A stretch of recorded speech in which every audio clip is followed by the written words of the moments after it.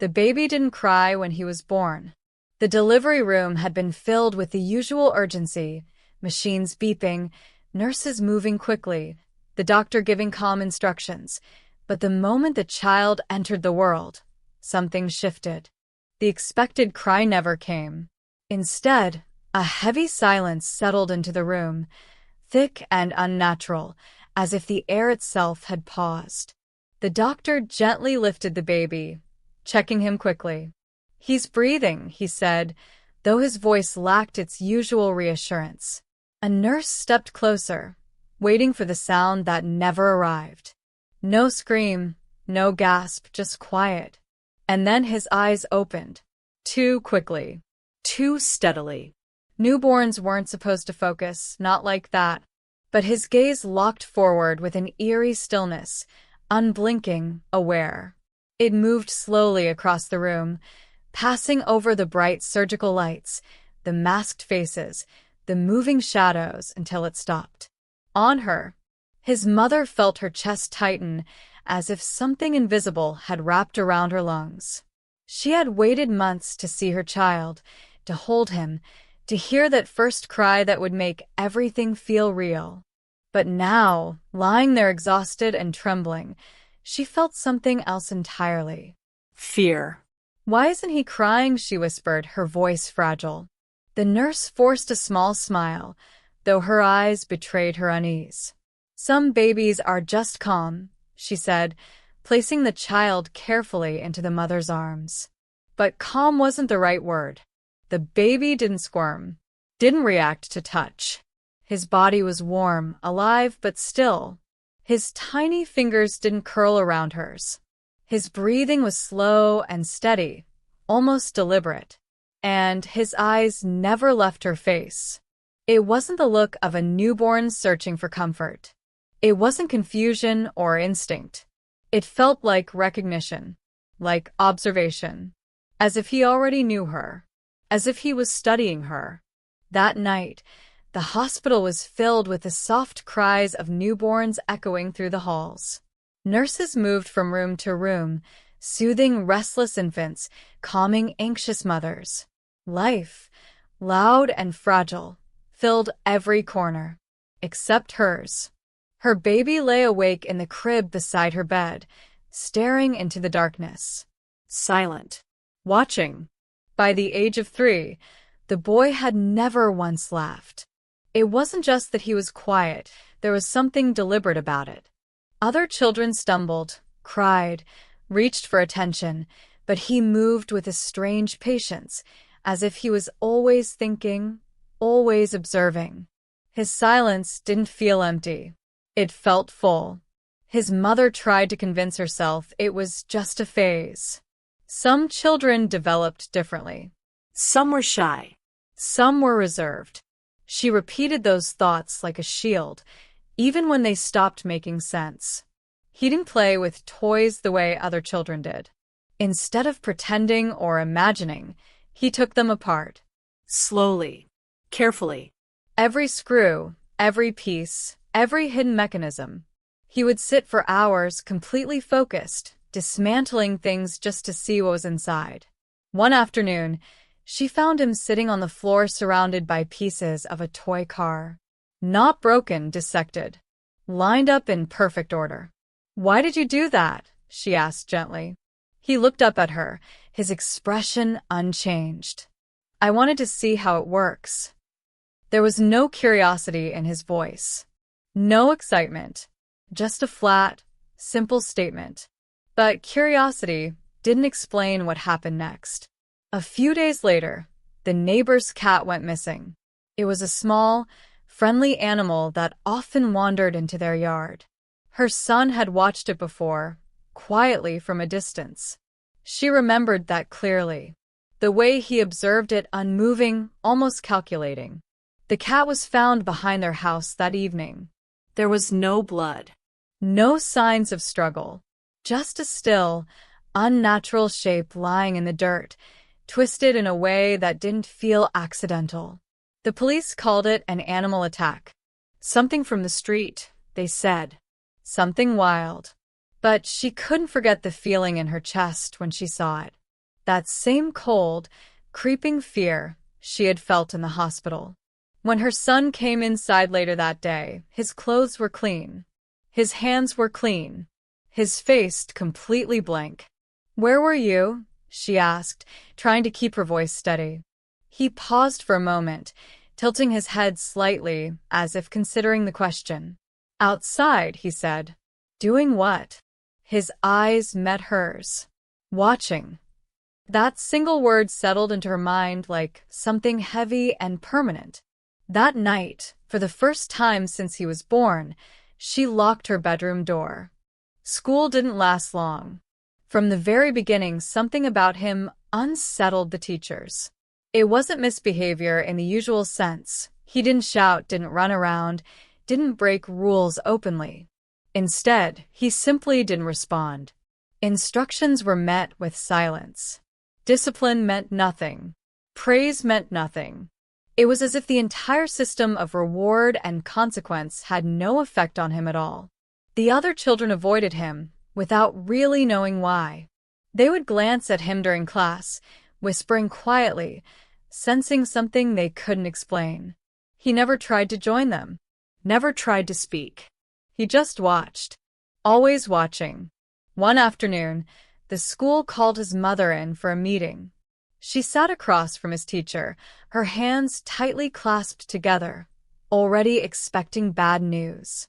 "There was an incident," the teacher said carefully. Her heart dropped. "What kind of incident?" "A child fell during recess. He hurt himself pretty badly." She nodded nervously. "And?" The teacher hesitated, her expression tightening. "Your son was standing nearby." "That's good. Maybe he didn't help," the teacher interrupted softly. "He didn't call anyone. He didn't react at all." A cold silence followed. He smiled. The word echoed in her mind, refusing to settle. "What kind of smile?" she asked, her voice barely above a whisper.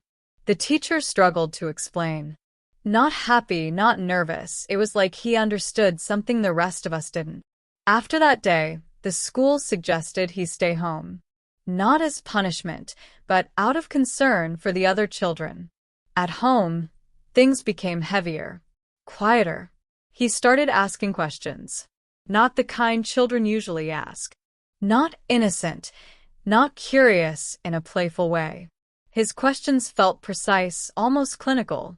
"What happens when people die? Do they feel it when it happens? How long does it take to stop breathing?" Each question landed like a weight on her chest. She tried to answer gently, carefully choosing her words, but it never felt right. It always felt like she was being studied instead of heard. One night, she woke up suddenly, her heart racing for no clear reason. The room was dark, the air still. And then she noticed him, standing beside her bed, completely still.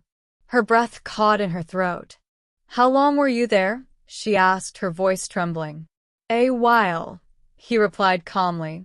"Why?" He didn't answer immediately. His eyes remained fixed on her, unblinking. "I was thinking," he said at last. "About what?" A small pause followed. "What you look like when you stop breathing." The words sank into the silence, heavy and final. And in that moment, she realized something that terrified her more than anything before. He wasn't asking out of curiosity. He was imagining it. She stopped sleeping properly after that night. Every small sound felt amplified. The creak of the floor, the shifting of doors, even the silence itself. It wasn't just fear anymore. It was awareness. The kind that never leaves once it settles in. She took him to doctors, desperate for answers that could explain what she was seeing.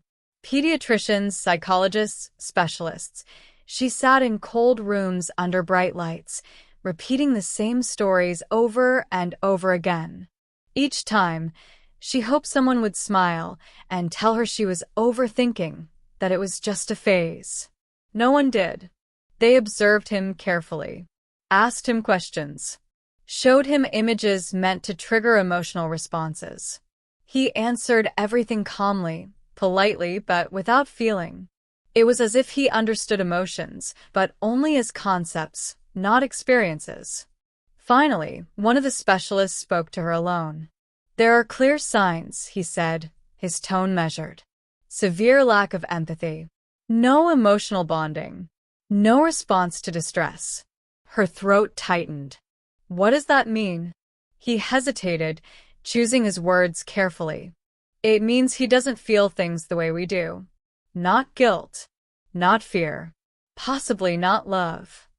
The room felt smaller. "Can it be fixed?" she asked, almost pleading. The silence that followed was enough to answer her. "There are ways to manage behavior," he said slowly, "but you need to understand something important." She leaned forward, her hands trembling. "You have to be careful." The words hit harder than anything else. Careful of what? The doctor held her gaze. Of him. That sentence stayed with her long after she left the office.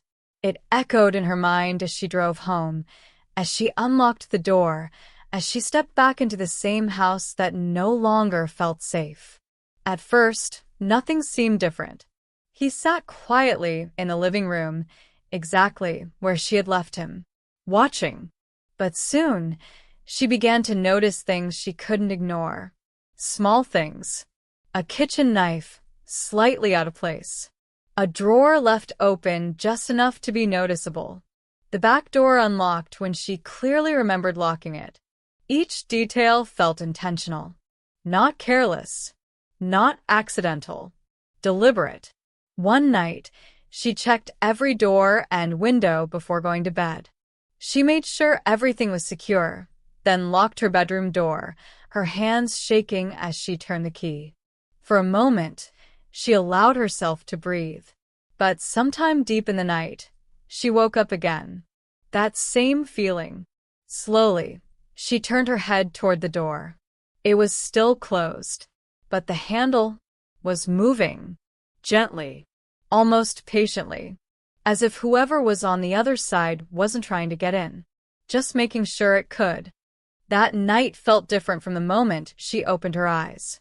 There was no sound, no movement, just a thick, suffocating stillness pressing against her chest.